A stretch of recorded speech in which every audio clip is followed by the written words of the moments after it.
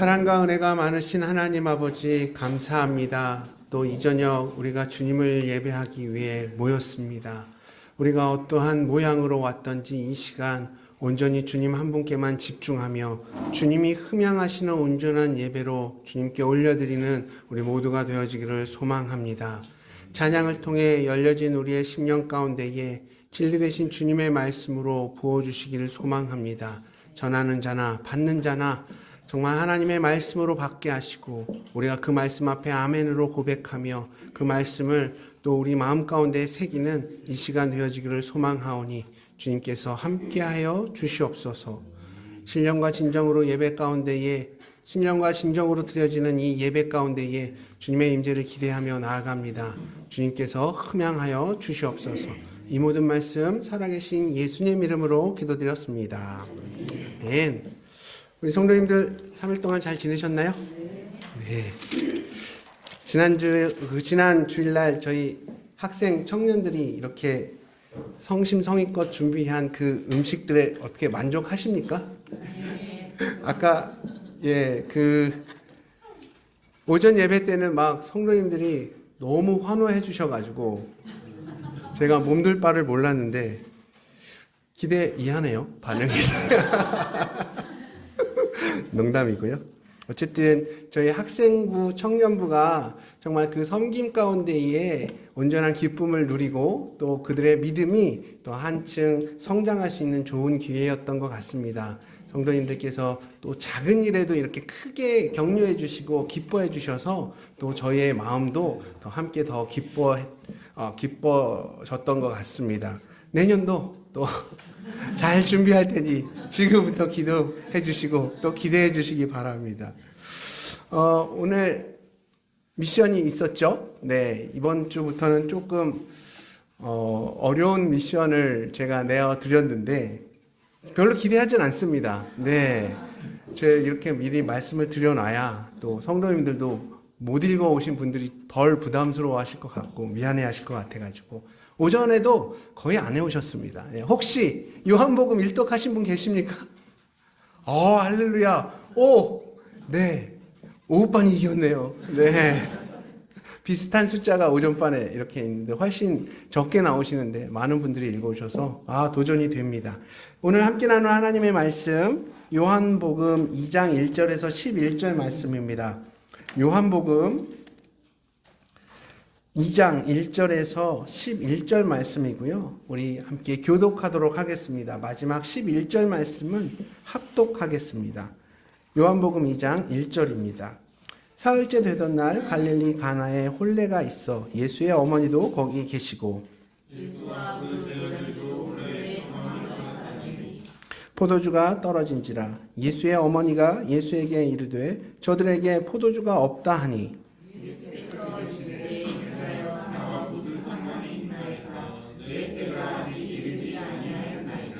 그의 어머니가 하인들에게 이르되 너희에게 무슨 말씀을 하시든지 그대로 하라 하니라.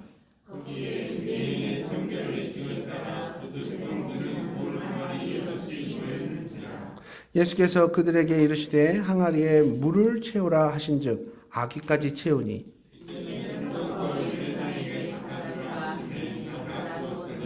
연회장은 물론 물로 된 포도주를 맛보고도 어디서 났는지 알지 못하되 물 떠온 하인들은 알더라. 연회장이 신랑을 불러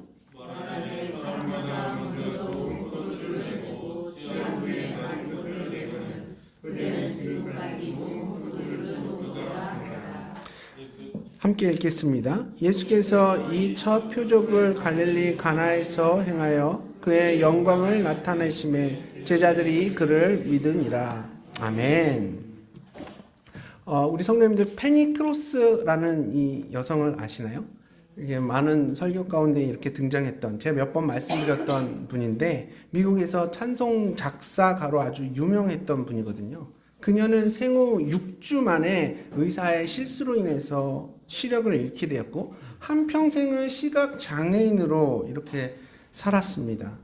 그런 그녀가 8살 때 이런 글을 썼다고 해요. 한번 들어보시기 바랍니다.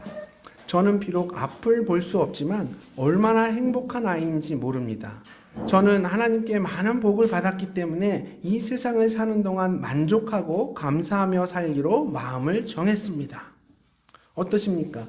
시각장애를 가진 8살짜리 꼬마아이의 이 성령 충만함이 여러분 느껴지십니까? 근데 또 한편으로는 이런 생각도 들어요. 아이의 순수함으로 인생을 너무 쉽게 바라보았기 때문에 이런 고백을 할 수 있는 것 같기도 하고, 아직은 어리기 때문에 장애인으로서 세상의 편견과 맞서며 앞으로 흘려야 할 그 눈물과 슬픔을 아직 경험해보지 못했기 때문에 이런 고백을 할 수 있는 것 같기도 하고, 근데 그녀가 53살에 이런 찬송시를 썼거든요. 예수를 나의 구주 삼고 성령과 피로써 거듭나니 이 세상에서 내 영혼이 하늘의 영광 누리로다. 주 안의 기쁨 누림으로 마음의 풍랑이 잔잔하니 세상과 나는 간 곳 없고 구속한 주만 보이도다. 이것이 나의 간증이요 이것이 나의 찬송일세. 나 사는 동안 끊임없이 구주를 찬송하리로다. 이런 걸 보면 그녀 나이 8살에 했던 이 고백은 50년이 지났어도 변함이 없었던 거예요. 페니 크로스비 여사는 죽을 때까지 이렇게 하나님 앞에서 진실한 삶을 살았던 겁니다. 그럼 그녀는 단 한 번도 이 8살에 했던 이 고백이 흔들려 본 적이 없었을까요?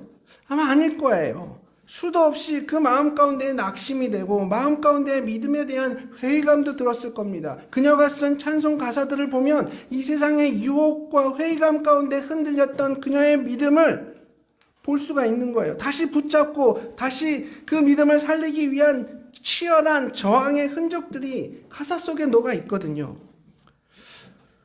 또 한 사람을 소개해 드릴게요. 전신마비 장애인이지만 전 세계를 누비며 복음을 전하고 하나님의 은혜를 간증하는 조니 에릭슨 타다라는 여성이 있습니다. 그녀는 원래 굉장히 건강하고 활기찬 소녀였지만 어느 날 목뼈가 부러지는 심각한 부상을 당했고 하루아침에 손가락도 자기 마음대로 움직일 수 없는 그런 전신마비 장애인이 되었어요. 활발하고 도전적이었던 10대 소녀에게 이 사건은 굉장히 큰 사건이었습니다. 굉장히 충격적이었겠죠. 한때 그녀는 심각한 우울증으로 인해서 자살 시도도 했었지만 예수 그리스도의 십자가 사랑과 자신을 향한 주님의 놀라운 계획을 깨닫고 다시 삶의 목적을 발견했습니다. 그리고 입으로 그림을 그리는 것을 배워서 끝내 화가가 되었고 수많은 방송 출연과 32권의 책을 쓰면서 그녀는 자신 삶 가운데에 역사하셨던 하나님에 대해 간증하며 복음을 전하는 아주 대단한 복음 전도자가 되었습니다.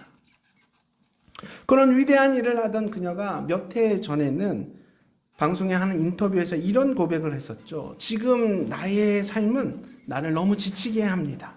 솔직히 이젠 모든 것을 멈추고 그냥 주님 품으로 가고 싶습니다. 이게 무슨 얘기예요? 너무 힘들어서 죽고 싶다는 얘기예요. 그녀의 이 고백 앞에 많은 사람들이 충격을 받았지만 사실 이 고백은 단순한 자살 충동이 아니라 여전히 자신의 믿음은 흔들리고 있고 바뀌어지지 않는 이런 현실 속에서 여전히 두렵다는 고백입니다. 하지만 다시 믿음으로 살아간다는 솔직한 고백으로 이 인터뷰는 맞춰져요. 사실 이런 위대한 신앙의 선배들의 믿음이 흔들리는 모습을 볼 때 오히려 우린 약간의 위로를 받게 되는 것 같습니다. 저분도 나랑 똑같은 연약한 인간이었구나. 저 연약함 속에서 믿음 붙잡고 사는 거였구나. 그럼 내 안에 있는 이 연약함도 믿음이 해결해 줄 수 있겠구나. 이런 위로를 받게 되잖아요.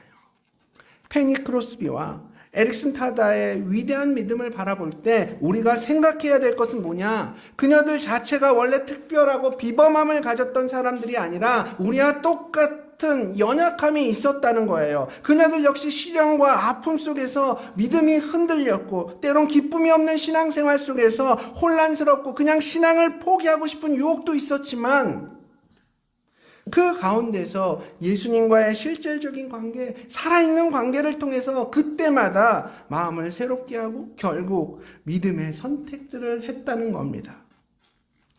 그들이 슈퍼맨이었기 때문에 모든 시련과 역경을 이겨낼 수 있었던 것이 아니라 늘 자기 삶 속에 슈퍼맨 되시는 예수님과 친밀한 관계 속에 살아갔기 때문에 그들 역시 우리처럼 믿음이 흔들리는 연약한 인간이었음에도 불구하고 자신의 능력이 아닌 우리 주님의 능력으로 살아갈 수 있었다는 거예요. 우리도 인생의 어떤 신앙과 시련과 그 고난 앞에서 하나님만을 의지하면서 늘 그분의 은혜를 경험하고 주님이 주시는 그 능력과 그로 인한 만족감으로 고통의 시간들을 채워간다면 얼마나 우리 삶 가운데 나눌 수 있는 그런 간증거리들도 많아지고 우리의 신앙생활이 신명나고 재미가 있을까요? 너무 지치고 힘들다가도 말씀만 딱 펼치면 마음이 평안해지고 기도 한번 하고 나면 내 삶의 모든 문제들을 다 이길 수 있을 것 같은 그런 힘이 생기는 것 같고, 사실 저와 여러분들 우리 모두에게 이런 경험들이 다 있습니다. 우리가 처음 구원받았을 때에는 다 이런 모습으로 신앙생활하지 않았나요?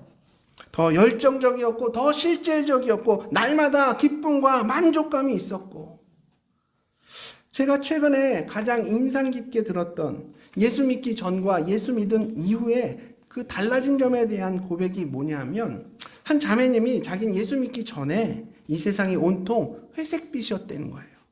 원래 불안과 염려가 많은 성향이라서 뭘 해도 별로 감흥도 없고 좋은 것도 없고 싫은 것도 없고 그냥 모든 일에 별 기대감이 없는 그런 삶을 살았다는 거예요. 근데 예수님을 만나고 나니까 이 세상이 너무 컬러풀해졌다는 거예요. 불안과 염려가 생길 때마다 믿고 의지할 분이 있고, 또 그분께서 앞으로 하실 놀라운 일들에 대한 기대감이 생기고, 기쁨과 생기가 넘치고 감동이 있고, 말씀을 읽으면 확신이 생기고, 찬양을 부르면 평안과 감동이 자기 마음 가운데 꽉 채워진다는 거예요. 지금 자기 삶 자체가 너무 밝아졌고 생기 있어졌다는 그 고백이 참 동의가 되고 감동이 되더라고요. 그럼 지금 여러분은 어떠십니까? 지금도 전과 똑같은 마음과 열정의 모습으로 예수님을 사랑하고 그 말씀 앞에 감동이 있고 여전히 찬양 한 곡에 내 마음 가운데 담대함과 평안함이 생겨나십니까? 사실 저는 우리가 처음 예수님 만났을 때의 그 열심과 열정을 회복하고 싶은 게 아니에요.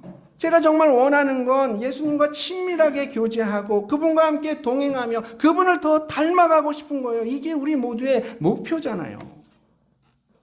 근데 왜 우리의 마음은 계속해서 어떤 감흥이나 기쁨도 없이 그저 메말라만 가고 있는 걸까요?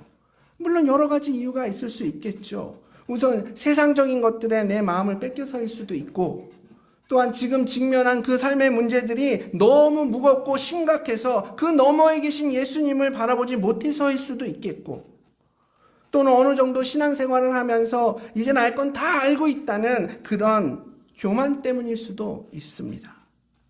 그래도 아마 가장 큰 이유는 우리의 신앙생활이 그저 습관적인 종교 행위로 전락해버렸기 때문에 우리의 마음이 메말라버린 건 아닐까 싶어요. 그래서 저희 신대원 교수님 중에 그 사랑받는 교회를 목회하고 계신 이재기 교수님은 그 자신의 교회, 자신이 목회하고 있는 교회, 사랑받는 교회 슬로건을 어떻게 정하셨냐 하면 덜 종교적인 더 예수 닮은 교회, 덜 종교적인 더 예수 닮은 교회로 이렇게 정하셨더라고요. 사실 오늘 본문은 우리 성도님들에게 굉장히 익숙한 본문일 거라 생각이 듭니다. 예수님이 물로 포도주를 만드신 오늘 본문의 사건을 한 번쯤은 다 설교로 들어보셨을 것 같고, 또 이 본문을 읽으시면서 몇 가지 의문들이 생기셨을 거예요. 가령 잔치를 주관하는 그런 연회장이 분명히 있는데 포도주가 떨어지면 그 사람이 먼저 난리를 쳐야 되는데 왜 초대받은 초대 손님인 예수님의 어머니 마리아가 그 사실을 먼저 알고 예수님께 왔을까요? 예수님은 어머니를 향해서 여자여라고 부르는데 그 호칭 과연 이렇게 쓰는 게 맞는 걸까요? 그리고 어머니의 부탁을 처음에 예수님은 왜 거절하셨던 걸까요? 이런저런 질문에 대한 대답으로 오늘 설교들을 채워나갈 수도 있기는 한데, 오늘은 이런 질문에 대해 답하기보다는 본문 가운데서 우리 주님께서 주시고자 하는 중요한 메시지에 좀 더 초점을 맞춰보려고 합니다. 특히 오늘 본문 가운데 우리가 주목해야 할 구절은 11절이에요. 11절. 우리 11절 말씀 함께 읽어볼까요? 11절입니다. 시작. 예수께서 이 첫 표적을 갈릴리 가나에서 행하여 그의 영광을 나타내심에 제자들이 그를 믿으니라. 아멘. 왜 그 잔치에 있던 사람들은 믿지 않고 제자들만 믿었을까요?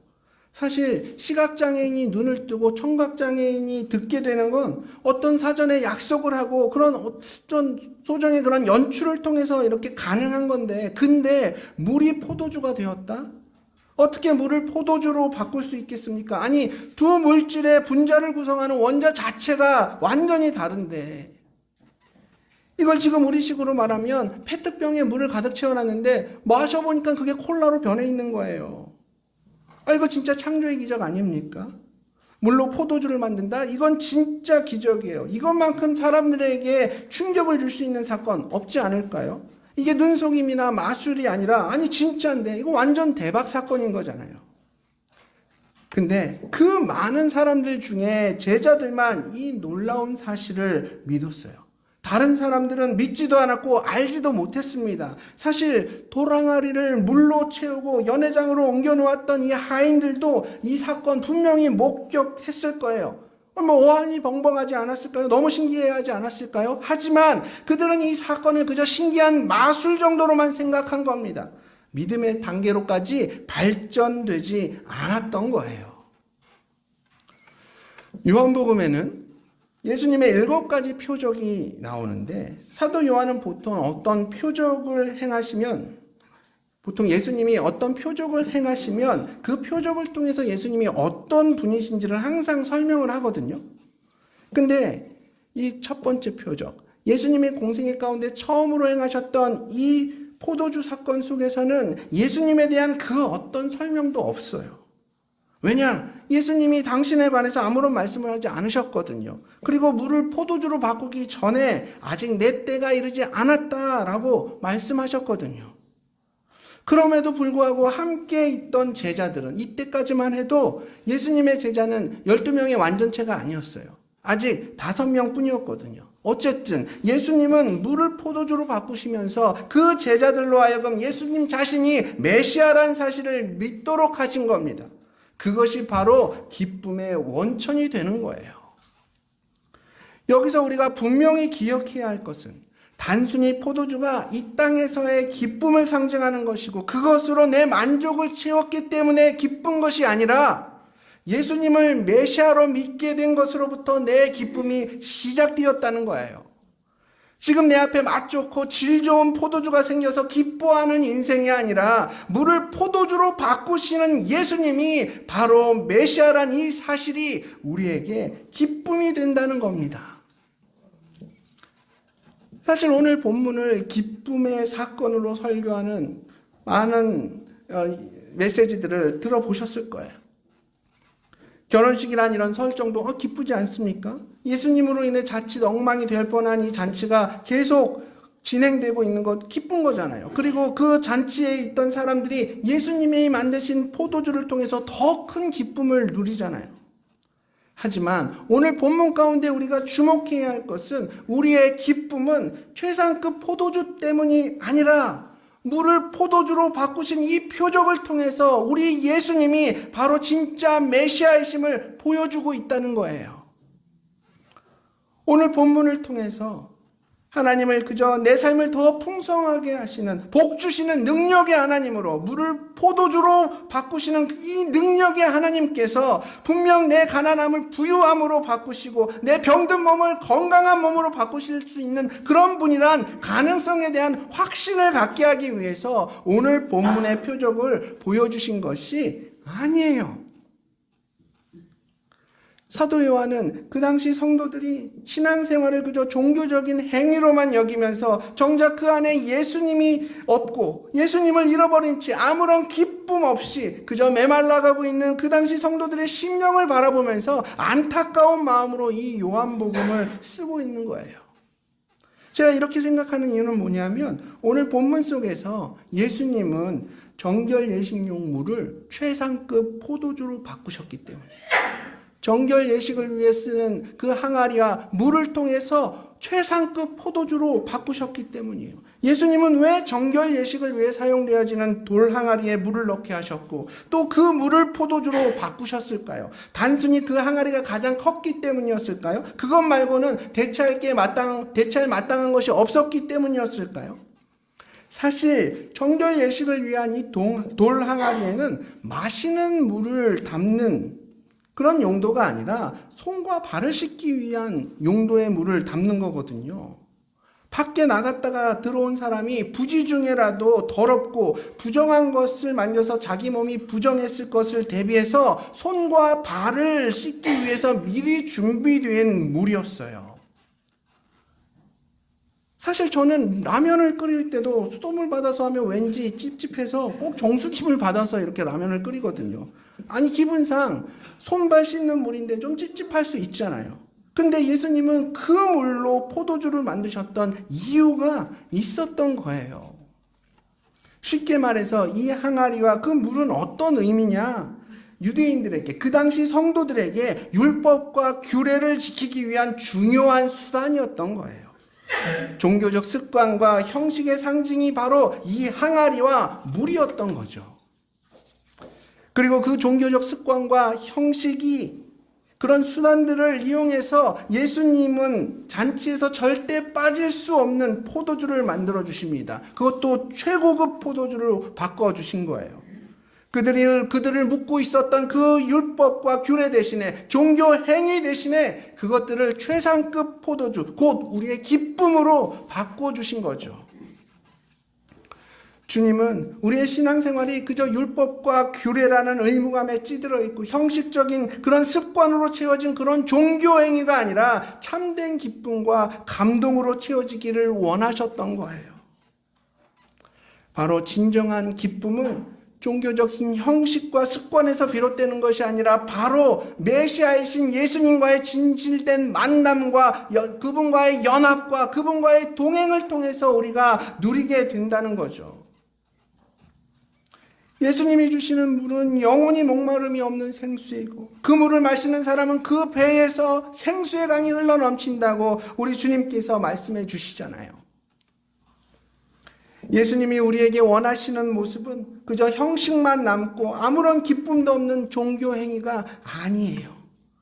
종교적인 행위나 의무감 자체가 잘못된 것은 아니지만 그것들은 연약한 우리가 주님을 바라볼 수 있도록 도와주는 수단일 뿐이지 그것들이 결코 우리 신앙생활의 목적이 될 수는 없는 겁니다.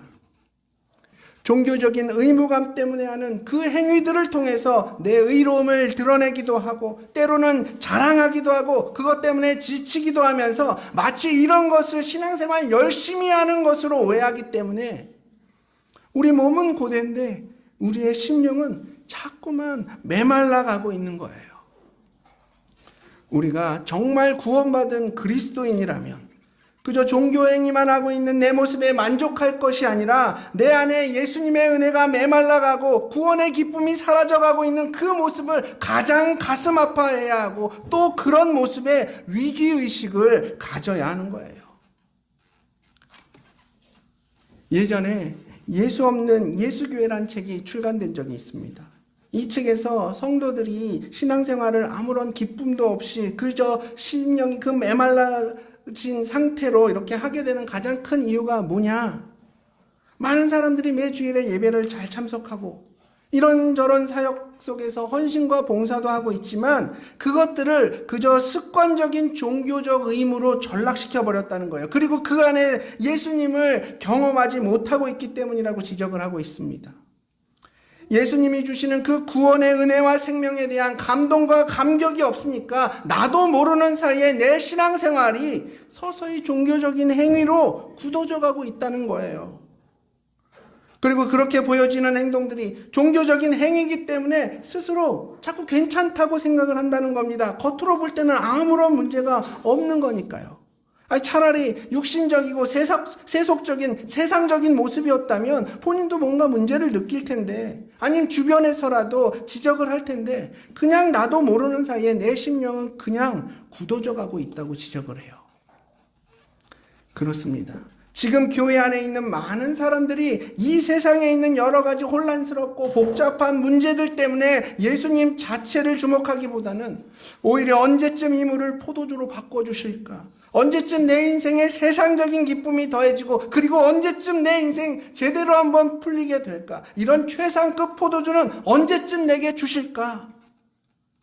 더 이상 이런 밋밋하고 맛없는 물 대신에 맛 좋고 값비싼 포도주로 바꿔주셔서 내 인생에 즐거움을 주십시오.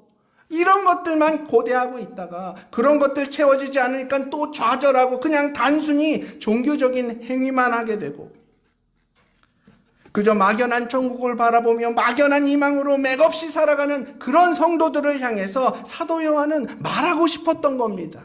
여러분, 우리가 믿는 예수 그리스도 누구십니까? 그분은 생명의 떡이시고 세상의 빛이시고, 그분은 양의 문이시고 선한 목자시고, 그분은 부활이요 생명이요 또 길이요 진리십니다. 이제 우리가 이 포도주만 바라보는 것이 아니라 예수 그리스도를 바라봅시다.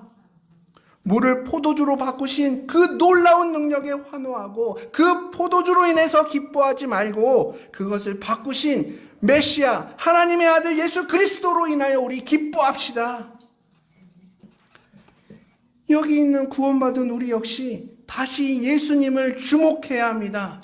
우리 역시 다시 예수님을 주목해야 합니다. 물로 포도주를 만드신 사건이 쾌락적인 유쾌함과 즐거움 혹은 세상적인 풍요로움을 주겠다는 그런 약속의 표적이 아니라, 그분이 우리를 자유케 하시고 우리에게 진정한 기쁨과 평안과 안식을 주시기 위해 이 땅 가운데 내려오신 하나님의 아들이 예수 그리스도라는 그 사실을 보여주는 표적이었음에 우리는 기쁨을 되찾아야 하는 겁니다. 잔치에 참석한 손님들과 하인들은 최상급 포도주로 인해 기뻐할 수 있었지만, 제자들은 그 포도주가 최상급 포도주라는 것에도 아랑곳하지 않을 만큼 그들에겐 예수님이 메시아라는 사실로 인한 그 기쁨이 컸던 거예요. 바로 이것이 잔치에 있던 수많은 사람들과 제자들의 차이였죠. 우리는 그 잔치에 참석했던 사람들처럼 눈으로 보고 손으로 만질 수 있는 이런 육체적인 즐거움을 주는 포도주로 인해 기뻐하는 인생들이 아니라, 그분이 바로 나의 생명의 주님이라는 사실로 인하여서, 그 표적을 확인한 것으로 인하여서 우리는 기뻐해야 될 줄 믿습니다. 예수님께서 우리에게 주신 이 자유와 해방, 생명을 날마다 누리며 살아가는 저와 여기 계신 우리 모든 성도님들 되시길 소망합니다. 그렇습니다. 우리 삶 속에서 만나게 되는 고난이 너무 아픈 것이고, 성공과 형통이 정말로 기쁨이 되고 그럴듯해 보이는 축복일 수도 있겠지만, 고난이 아픈 것이 사실일지라도 그 고난에 우리의 믿음을 빼앗기지 않고, 형통이 그야말로 더할 수 없이 매력적이라도 그 형통에 우리의 마음을 빼앗기지 않으면서 오직 예수 그리스도만 바라보며 그분께서 우리에게 주시는 구원으로 인해 우리는 기뻐해야 할 것입니다. 우리가 그 어떤 종교적인 열심에서 오는 성취감과 그저 나의 필요들이 채워지는 눈에 보이는 그런 현상에만 목이 마르다면 그건 최상급 포도주에 대한 목마름일지도 모르겠습니다. 종교적 열심과 눈에 보이는 축복 자체가 잘못되었다는 거 절대로 아닙니다. 저는 저와 우리 성도님 모두가 하나님이 주시는 축복과 들어가도 복받고 나와도 복받고 그런 형통한 삶 살기를 간절히 소망하고 여러분들을 위해, 저를 위해 기도하고 있습니다. 바라고 있습니다. 하지만 우리는 잔치에 참석한 대부분의 사람들처럼 그저 육신의 즐거움을 주는 최고급 포도주로 인해 기뻐하는 인생이 아니라 예수 그리스도, 그분이 나의 생명의 주님이라는 사실을 믿음으로 인해 기뻐해야 합니다. 그렇게 그분이 내 삶 가운데 날마다 새롭게 역사하시고 그 가운데 우리의 삶이 더욱 풍성해질 때 우리 신앙생활은 그저 종교적 행위가 아니라 기쁨 가운데 내 영이 온전히 살아나고 주님이 원하시는 그런 온전한 예배자로 우리가 주님 앞에 세움받게 될 것입니다. 저와 여러분이 예수님이 우리에게 주시는 그 자유와 생명과 기쁨과 희락 그리고 평안과 그 모든 것들을 100% 아니 120% 누리며 살아가시기를 축복하며 오늘 말씀을 마치도록 하겠습니다.